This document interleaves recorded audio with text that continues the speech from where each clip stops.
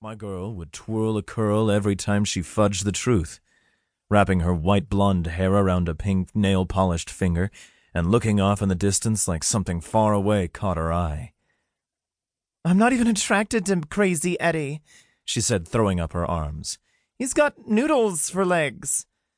I could argue that multiple people saw them tonguing at the 2-for-1 bar, but she was already going ballistic. "Maybe you're accusing me because you were with Gina Constantine," she said. Gina, who had a lazy eye and a pronounced limp? I was offended by the association.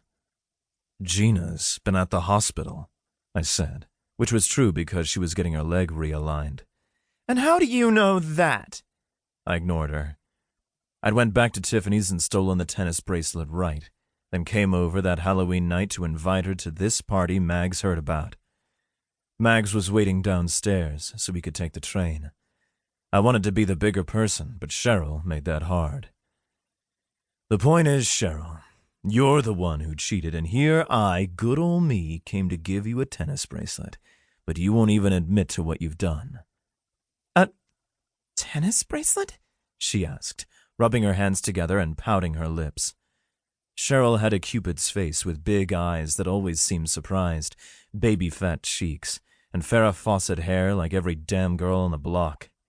She lowered the volume of "How Deep Is Your Love" on the record player because she was actually interested in the conversation. She even had the nerve to hold out her wrist. "I was going to give it to you if you were honest." She huffed. "I am." "I can smell Crazy Eddie's English leather aftershave on you." "That's ridiculous. You're ridiculous." "And I was going to invite you to this party." "A disco party?" She'd been obsessed with disco since seeing Saturday Night Fever. I had to take her twice. I didn't see the fuss. With a movie or with disco. John Travolta may have been a Casanova in Cheryl's mind, but I thought he was a putz. It's a Halloween party. "That explains the clothes." "I'm Robin Hood." "Aren't you a little old for dress-up?" I took out the tennis bracelet just to see her get jealous. She nearly knocked me over to get at it. "Tiffany's?" I opened the box and then moved it as her grubby fingers reached for the shiny object. "Jake!" "Nuh-uh. You haven't fessed up." She blew her bangs from her eyes. Fine, Jake. Okay, I was smashed and ran into Crazy Eddie at the 2-in-1. Well, 2-in-1 led to 4-in-2, which led to... I get your point. I was already putting away the Tiffany's box. "And you weren't around."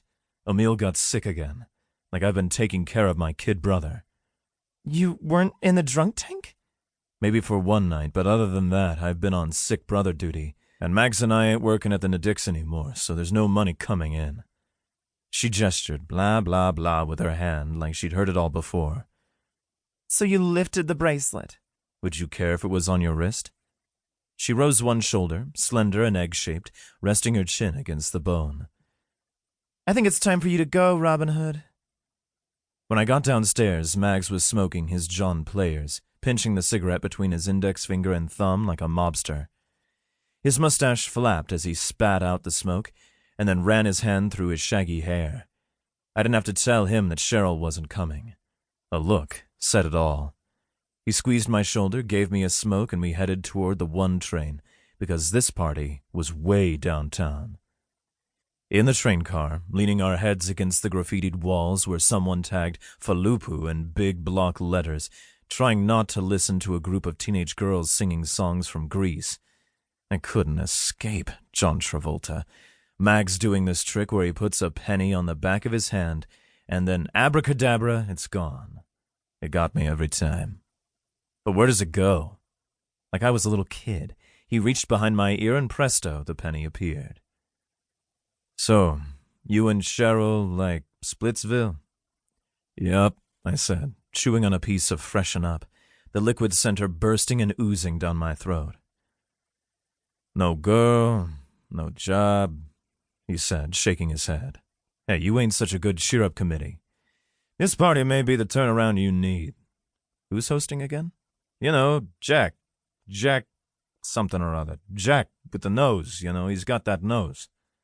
I didn't know. "Jack, one of Georgie's."